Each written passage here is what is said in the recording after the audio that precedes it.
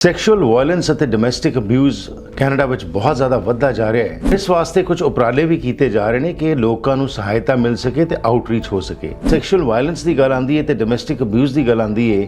ਕੀ situation ਹੈ Canada ਵਿੱਚ? 3 में से 1 महिलाओं को हिंसा का सामना करना पड़ता है। कनाडा में 89% of victims are women and girls. The people who are experiencing violence, इनको भी कभी-कभी ऐसा लगता है कि नहीं, मैं किसी से मदद नहीं मांग सकती। हार्म करते हैं ये लोग उनके ही फैमिली मेंबर्स होते हैं या फिर ऐसे लोग होते हैं जिन पे इनका विश्वास होता है कि सेफ्टी सोसाइटी जो है इसकी क्या यूनिकनेस है और आप कैसे इनकी मदद करते हैं?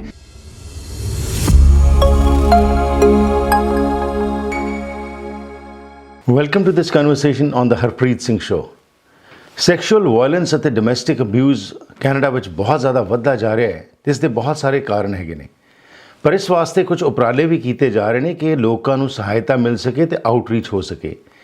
ਐਸੀ ਇੱਕ ਸੰਸਥਾ ਹੈ ਬੋਲਟ ਸੁਸਾਇਟੀ, ਸੇਫਟੀ ਸੁਸਾਇਟੀ, ਜੋ ਕਿ ਕੋਸ਼ਿਸ਼ ਕਰ ਰਹੀ ਹੈ ਤੇ ਉਹਨਾਂ ਨੇ ਇੱਕ ਨਵਾਂ ਇਨੀਸ਼ੀਏਟਿਵ ਵੀ ਲਿਆ ਹੈ ਜਿਸ ਦੇ ਤਹਿਤ ਉਹਨਾਂ ਨੂੰ ਜਿਹੜੇ ਸਰਵਾਈਵਰਸ ਹੈਗੇ ਨੇ, ਵਿਕਟਿਮਸ ਹੈਗੇ ਨੇ, ਉਹਨਾਂ ਨੂੰ ਮਦਦ ਦਿੱਤੀ ਜਾਵੇ। ਇਸ ਬਾਰੇ ਅਸੀਂ ਗੱਲਬਾਤ ਕਰਨੀ ਹੈ ਤੇ ਮੇਰਾ ਸਾਥ ਦੇਣਗੇ ਵਿਦਾਂਸ਼ੀ ਵਾਲਾ, ਜਿਹੜੇ ਕਿ ਕੋ-ਫਾਊਂਡਰ ਤੇ ਐਗਜ਼ੀਕਿਊਟਿਵ ਡਾਇਰੈਕਟਰ ਨੇ ਬੋਲਟ ਸੇਫਟੀ ਸੁਸਾਇਟੀ ਦੇ। Vidanshi, welcome to the program. Thank you, Harpreet. Thank you for having me. Thank you. So ਸਭ ਤੋਂ ਪਹਿਲਾਂ ਸਾਨੂੰ ਇਹ ਦੱਸੋ ਕਿ ਕਿੰਨਾ ਕੁ ਸੀਰੀਅਸ ਮੁੱਦਾ ਹੈਗਾ ਇਹ। ਜਦੋਂ ਅਸੀਂ ਕੈਨੇਡਾ ਵਿੱਚ, it's first world, we say everything is advanced, man are considered to be equal to woman and there is no disparity, it is sad. But ਜਦੋਂ ਸੈਕਸ਼ੂਅਲ ਵਾਇਲੈਂਸ ਦੀ ਗੱਲ ਆਉਂਦੀ ਹੈ ਤੇ ਡੋਮੈਸਟਿਕ ਅਬਿਊਜ਼ ਦੀ ਗੱਲ ਆਉਂਦੀ ਹੈ, ਕੀ ਸਿਚੁਏਸ਼ਨ ਹੈ ਕੈਨੇਡਾ ਵਿੱਚ? यह एक गंभीर समस्या है जिससे अनेक लोग प्रभावित होते हैं। 3 में से 1 महिलाओं को हिंसा का सामना करना पड़ता है। That is globally. कनाडा में 89% of victims are women and girls, and only 6% of sexual assaults are reported to the police. That's a very big serious number, what you say, 89% and only 6% report. पर यहाँ पे तो हम देखते हैं कि जी कि आप ईज़िली अप्रोच कर सकते हैं लॉ को, लॉ इन्फोर्समेंट एजेंसीज़ को, उसके बावजूद सिर्फ 6% क्यों रिपोर्टेज है ये?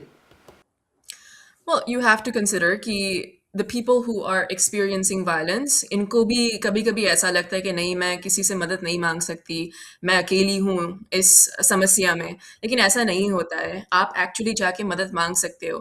एक्चुअली क्या होता है कि कभी-कभी जो इनको हार्म करते हैं ये लोग उनके ही फैमिली मेंबर्स होते हैं या फिर ऐसे लोग होते हैं जिन पे इनका विश्वास होता है कि मैं उन पे भरोसा करूंगी, लेकिन it's these people that take advantage of that trust. So it's very unfortunate, and a lot of this violence happens from within circles and within people that are trusted. That's also what stops a lot of people from asking for help, क्योंकि जो उन पे इतना बुरा करते हैं, those people hold a lot of power over them. So it is more of guilt, shame, or that within the family, as you said, कि ज़्यादा केसेस आते हैं। तो इसके अंदर क्या हमारे पास कुछ रिपोर्ट्स हैं कि कम्युनिटीज़ की जब हम बात करते हैं, Canada is a multi cultural country, so is it across all the communities और specific to some particular communities?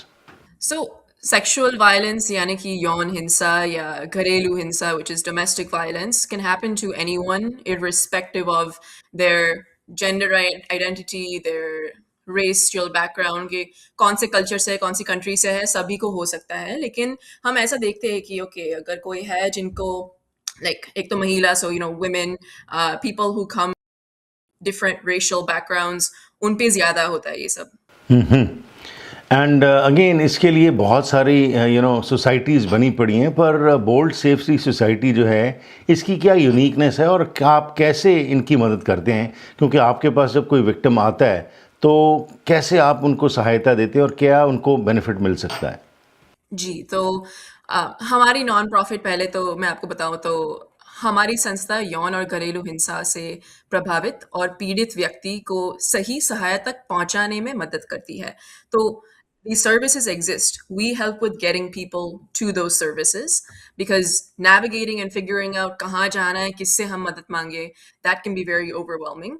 तो हमने जो ये प्रोग्राम लॉन्च किया है उसमें हम क्या करते हैं कि पीड़ित हमारी वेबसाइट के माध्यम से हमसे संपर्क कर सकते हैं और हमारी टीम उनकी ज़रूरतों और जगह के अनुसार उनके लिए सपोर्ट रिसोर्सेज की तलाश करेगी।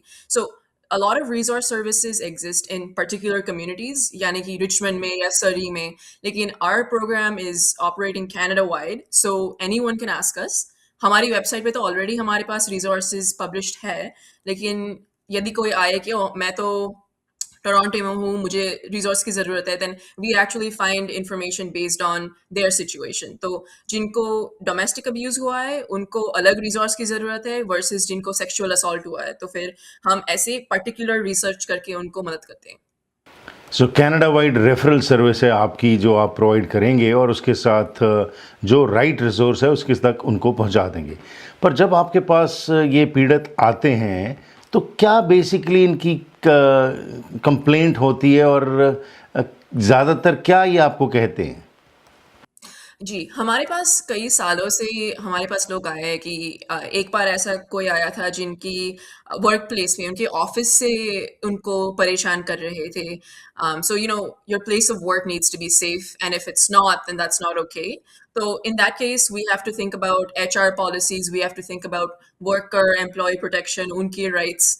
फिर हमें ऐसी सिचुएशंस भी आती है कि कई सालों से शादी हो चुकी है 2 लोगों के बीच और उसमें से may be the husband is abusive, उनको घर पे वो परेशान कर रहे हैं, शायद उनके बच्चे भी हैं, so we have to think about okay, तो अभी अगर उनको शेल्टर में जाना है तो ऐसा शेल्टर ढूँढना चाहिए जहाँ पे माँ और बच्चे साथ में रह सकते हैं। सो ऐसी-ऐसी कई-कई सिचुएशंस आती है। हमें ऐसी भी सिचुएशन आई है जिसमें किसी को यूनिवर्सिटी कैंपस में किसी ने ड्रग्स दे के उनको सेक्सुअल असॉल्ट किया है, तो फिर उनके लिए हमें यूनिवर्सिटी के रिसोर्सेज भी रिसर्च करने हैं और उनके सिटी में भी इनके कौन मदद कर सकता है वो भी हमें ढूँढना पड़ेगा। Vedanshi, we live in a first world country. यहाँ पे जब पैरिटी की हम बात करते हैं, बट डिस्पाइट दैट जो आपने स्टेटिस्टिक्स दिए हैं दे आर क्वाइट अलार्मिंग। तो क्या कारण आप समझते हैं? आपने जैसे कहा कि घरेलू ही कई बार ज़्यादा ये चीज़ें होती हैं, लेकिन जब पैरिटी की हम बात करते हैं, जब आप रेफ़र कर देते हैं या क्या उनको इंसाफ मिलता है? क्या उसके बाद आपने रेफ़र जब कर दिया, आपने जो उनकी जो भी राइट रिसोर्स है उसके साथ जोड़ दिया, सो उसके बाद भी आपकी बातचीत होती है उनसे और क्या उनको कुछ रिलीफ मिलता है? सो द थिंग इज़ कि बोल्ड सेफ्टी सोसाइटी जो हमारी संस्था है, हम लोग जस्टिस सिस्टम की प्रोसेसेस में इतने इन्वॉल्व नहीं हैं। हम लोग को दे सकते हैं इन्फॉर्मेशन कि आप यहाँ जाके रिपोर्ट फाइल कर सकते हो, ऐसी प्रोसेस होंगी। लेकिन हमें लोग के साथ इतना फीडबैक तो मिला हुआ है कि okay, you know, may be someone they know has experienced violence, हमने आपकी वेबसाइट दी है तो उनको ऐसे मदद हुई है। And even just figuring out कि कहाँ जा सकते हैं वो लोग मदद के लिए। और अनफॉर्चुनेटली आपने बताया वो सही है, a lot of times when crimes are reported not everyone is held accountable. तो दैट इज ऑल्सो रीजन कि लोग को लगता है कि यार मैं कंप्लेंट तो कर दूंगी, लेकिन फिर you know if the police decides not to press charges तो फिर क्या होगा of taking that step and being so courageous. So that's something that needs to be worked on is but the good thing is मैं ये बता सकती हूँ कि कनाडा में कोई स्टैच्यू ऑफ लिमिटेशंस नहीं है ऑन सेक्सुअल असॉल्ट। यानी कि if something has happened 10-15 years ago also or 50 years ago and the जो पीड़ित है उनको अभी अगर हिम्मत आई है कि वो आगे आके रिपोर्ट करना चाहते हैं then they have the right to do that. Oh yeah, there are many instances specially North America में कि बहुत सालों के बाद भी पीड़ित जो है आगे आया और उसके बाद एक्शन लिया गया। अब सवाल ये खड़ा होता है कि जी क्योंकि आप तो सारी कम्युनिटीज़ के साथ डील करते हैं, but what about the Indo Canadian community? क्या इसमें भी उतने ही जो ये आंकड़े आपने बताए उतने ही ये ज़्यादा गंभीर हैं? जी, यू नो अनफॉर्चुनेट, लेकिन हमारी कम्युनिटी में भी ये सब होता है। एंड द थिंग इज़ कि हमारी कम्युनिटी में हम अभी भी देखते हैं कि काफ़ी यू नो शादी इंडिया में की हो और फिर यहाँ पे वो लोग इमिग्रेट करके आते हैं, तो फिर क्या होता है कि उनको नहीं चाहिए कि उनकी पेरेंट्स या फैमिली बैक होम को चिंता हो कि ओ मेरी बेटी या बेटे को वहाँ जाके क्या महसूस करना पड़ता है, राइट? तो फिर they are here alone potentially without the support of their family and their support systems, so फिर that becomes a challenge not just for the Indo-Canadian demographic but for any immigrant community in general, that can be very challenging to be isolated. तो यही तो हमारा उद्देश्य है कि आप अकेले नहीं हो, हम आपके साथ हैं। And if you are experiencing something then come to us, we are here to help you. So कहाँ पे आपके साथ संपर्क किया जा सकता है? व्हाट इज़ योर वेबसाइट और any contact? You can reach us at boltsafety.org and you can email us info@boltsafety.org। और वैसे भी सोशल मीडिया फ्रेंडली तो हम काफ़ी है, हम लोग जेन ज़ी है, तो फिर @boltsafety हमारी इंस्टाग्राम हैंडल भी है। And specially because it's a youth led movement I would say, जो आप ये बोल्ट सेफ्टी सोसाइटी चला रहे हैं, तो इसके अंदर क्या सिर्फ आप तक यूथ ही पहुंच करते हैं या हर एक वर्ग के लोग जो हैं वो आप तक संपर्क करते हैं?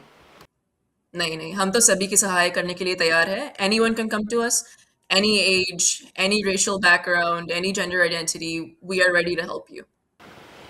What are the major challenges you feel which people stop them from coming forward? Because as you mentioned कि कई बारी जो फैमिली का अंदर अगर कुछ हुआ है तो हर एक कोई कहता है इसको दबा दो, और ख़ास तौर पर हमारे कल्चर में ये बहुत सारा है। अगर ये बात बाहर निकलेगी तो लोग क्या कहेंगे, और सोसाइटी का प्रेशर बहुत पड़ जाता है, डर होता है। सो क्या what are the major challenges which come forward you have seen in the past? मैं एक चीज़ बोलूँगी, वैसे तो कैसी सोसाइटी है जो उनके मेंबर्स को प्रोटेक्ट नहीं कर सकती। So if we are so scared of a society and what it will say about bad people, rather than that, think of it this way: why not we choose to become a society जिसमें जिन लोग के साथ इतना सब हुआ है उनको हम सहाय देंगे, उनके साथ हम खड़े रहेंगे, and the people who are actually committing these crimes, we will become a society that holds them accountable and will not tolerate their behavior. I think वहाँ हमें पहुँचना है। बोल्ट सेफ्टी सोसाइटी की बात करें तो ये कैसे होंद में आई? बिकॉज यू जेनजी, आप यंगस्टर्स हैं, ये मुद्दे तो ऑलरेडी रिसोर्सेज एग्जिस्ट करते हैं, people can reach through some way or other, but how did this idea evolve and what has been your success rate? So when we initially started, you're right, so many services exist. The police exists, mental health services exist, medical services exist. But what can we offer? It's कि जब भी किसी को ऐसे महसूस करना पड़ता है, हिंसा, यौन या फिर घरेलू, then they have to navigate all of these resources when they've gone through the most difficult time of their life. So हम लोग क्या करते हैं कि जी सभी सर्विसेज है उनको हम सेंट्रलाइज करके हमारे डेटाबेस पे रखते हैं। So this new program actually builds on to our existing database and helps direct people to resources based on वो कहाँ पे लोकेटेड है, उनकी ज़रूरत क्या है। And so that customization, that location specification, that is our specialty.